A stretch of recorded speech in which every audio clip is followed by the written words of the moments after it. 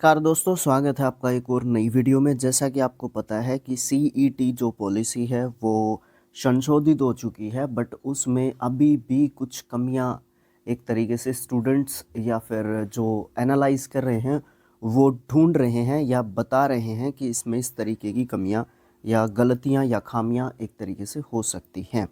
तो इस पे थोड़ी सी चर्चा करने की कोशिश करते हैं, जो कि हमारे पास एक आर्टिकल है, इसके बेस पे हम लोग चर्चा करेंगे। तो इसमें देखो, सबसे पहले आर्टिकल का जो टाइटल है वो क्या है? हरियाणा सीईटी में संशोधन के बावजूद एक ही उम्मीदवार एक ही पद के लिए कई बार ग्रुप में शॉर्ट लिस्ट होगा।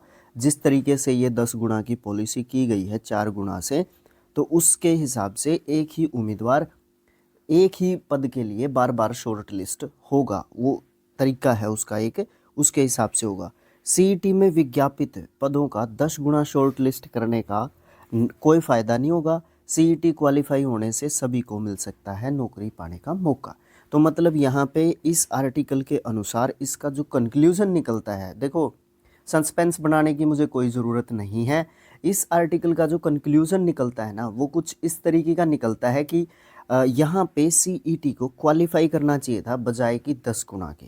ठीक है, 10 गुना के क्वालिफाई अगर कर दिया जाए तो बार बार एक ही उम्मीदवार एक ही कैंडिडेट शॉर्ट लिस्ट नहीं होगा और ज़्यादा से ज़्यादा कैंडिडेट्स को मौका मिलेगा। एक जो है एक जो है आप लगा दो बाउंडेशन या एक मार्क लगा दो कि यहाँ तक इतने % आपको अचीव करने हैं। फॉर एग्जांपल जो है 40% लगा रखा है रिजर्व्ड कैटेगरीज के लिए और अनरिजर्व्ड के लिए 50% लगा रखा है। आप थोड़ा सा इसको ऊपर कर सकते हो या नीचे कर सकते हो, जो भी आपको सूटेबल लगे। बट इसमें सीईटी को अगर क्वालिफाई कर दिया जाता है तो उससे ज़्यादा फ़ायदा मिलने की संभावना है। अच्छा, ये जो चीज़ है ये मैं आपको पहले भी बता चुका हूँ कि प्राइमरी टीचर या फिर आपके टीजीटी टीचर जो है सीईटी के दायरे से बाहर है। और उसमें मैं आपको बता चुका हूँ कि सीईटी के दायरे से बाहर क्यों है, क्योंकि यहाँ पे पहले ही एस्टेट लगता है और वो जो है एक तरीके का सीईटी के जैसा है ना। तो इसलिए एस्टेट जो लगता है, मतलब जो ये हमारी टीचर की जो जॉब है हरियाणा में, हरियाणा के लिए जो टीचर्स की जॉब है उसके ऊपर जो है सीईटी काम नहीं करेगा। उसके बाद पहले 4 गुना का प्रावधान था तो उम्मीदवार रिपीट हुए थे, और अब आपको पता है कि 25,000 के समथिंग जो ये लगे थे, इनमें बहुत सारे उम्मीदवार या कैंडिडेट्स जो है क्या थे, रिपीटेड थे। तो उस तरीके की चीज़ आपको देखने को मिल सकती है। जैसे यहाँ पे देखो, ये जो टाइटल है, कुल पद 24,420 के लिए 50,566 यूनिक उम्मीदवार शॉर्ट लिस्ट हो पाए थे। तो ये तो देखो कुछ 2 गुना के आसपास हो पाए, है ना। तो 4 गुना तो यहाँ पे भी नहीं थे। तो इस तरीके की चीज़ जो है आपकी देखने को मिलेंगी और इसी तरीके की खामियां आपको अभी भी देखने को मिल सकती हैं। ये जो एक्सपीरियंस्ड पर्सन है उनका बोलना है, उनका मानना है। लिखित परीक्षा से पहले आयोग उम्मीदवारों के दावों का सत्यापन जरूर करे, जिससे आपको क्या हो, जिससे पारदर्शिता रहने का ज़्यादा जो है चांसेस रहेगा। उसके बाद एक जो है इस वीडियो में 2 इम्पोर्टेंट बातें हैं। एक तो सीईटी को क्वालिफाई कर दोगे तो जो है बेस्ट रहेगा। दूसरा क्या है, इसमें आरक्षण भी सबसे बड़ा मुद्दा है। अगर आरक्षण या रिजर्वेशन की जो बात करें तो सीईटी क्वालिफाई करने को जो है समस्या हल जो है करने से हो सकता है। सीईटी क्वालिफाई अगर कर देंगे हम लोग तो जो ये रिजर्वेशन का जो कोटा है उसका भी जो है आपको सॉल्यूशन देखने को मिल सकता है। इसको थोड़ा सा डिटेल में देखिए। अभी सीईटी पॉलिसी के अनुसार उम्मीदवारों को शॉर्ट लिस्टिंग करते समय आरक्षण कैटेगरी के अनुसार दिया जा रहा है, कैटेगरी वाइज आरक्षण दिया जा रहा है। वास्तव में आरक्षण नियमों का पालन हो नहीं पा रहा। दिया तो कैटेगरी वाइज दिया जा रहा है, लेकिन उसका इम्प्लीमेंटेशन प्रॉपर नहीं हो पा रहा है। उसके बाद आयोग ने जानकारी दी थी कि इससे असामान्य स्थिति पैदा होती है।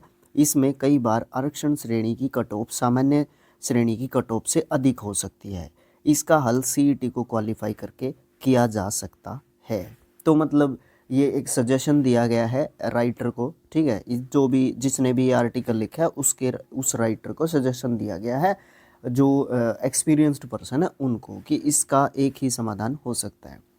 अगले एक टाइटल पे चलते हैं। एचएसएससी को विशेष परिस्थिति में 10 गुना शॉर्ट लिस्ट करने के फॉर्मूले से छूट देने का अधिकार दिया गया। हरियाणा सरकार ने सीईटी पॉलिसी में विज्ञापित पदों का 10 गुना को शॉर्ट लिस्ट करने का प्रावधान किया है, मगर विशेष परिस्थिति में हरियाणा कर्मचारी चयन आयोग को 10 गुना शॉर्ट लिस्ट करने के फॉर्मूले से छूट देने का अधिकार दिया गया है।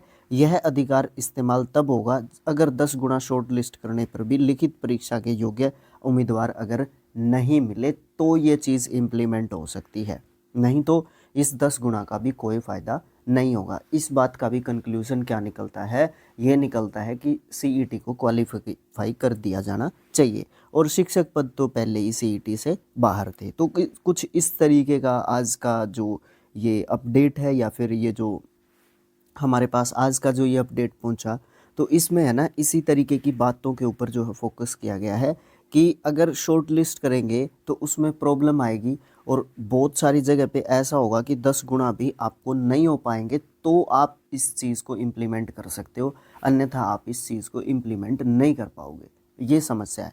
तो इसलिए इस समस्या का सिर्फ एक ही निदान है, जो कि आरक्षण भी बीच में जो है आ रहा है, तो उस समस्या का भी एक ही निदान है कि सीईटी को क्वालिफाई कर दो, आरक्षण भी अपनी जगह पे रहेगा, और जो कैंडिडेट्स हैं उनको भी जो है ज़्यादा से ज़्यादा मौका मिलेगा। तो आज की अपडेट में सिर्फ इतना ही। आप हमारे व्हाट्सएप चैनल, ग्रुप, ये सब चीज़ें जो है ज्वाइन कर सकते हो, और ज़्यादा अपडेटेड या फिर आप जो है जानकारी रखो तो। ठीक है। Thanks for watching. Thank you so much.